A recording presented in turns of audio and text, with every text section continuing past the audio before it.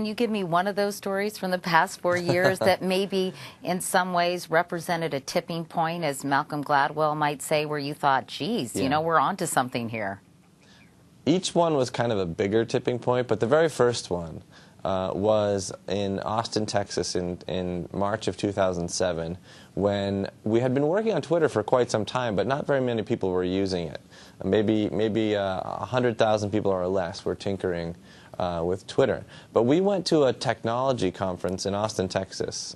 Actually, it's a film and music conference, but the first part is an interactive portion, and that's where all the geeks and nerds go first. And we had a lot of those types of users early on Twitter.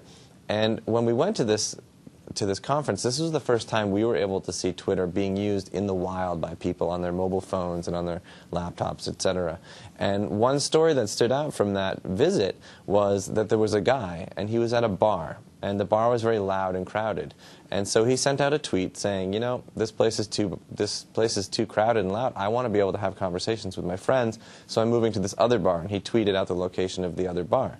Now, in the 8 or 10 minutes it took him to walk to that other bar, hundreds and hundreds of people had descended upon the bar, and it was filled to capacity, and there was a line out the door. What had happened was his tweet went to his followers, they sent out a similar tweet, and so on, and all of these people swarmed to this location. And for us, that conjured up this image of a flight of birds, a flock of birds moving around an object in flight. Looks so choreographed, looks so practiced, but in reality, it's just this rudimentary communication among individuals in real time that allow them to behave as one. And that's when we realized we had created a new kind of communication that enables people to move in this manner. And that was really eye-opening for us.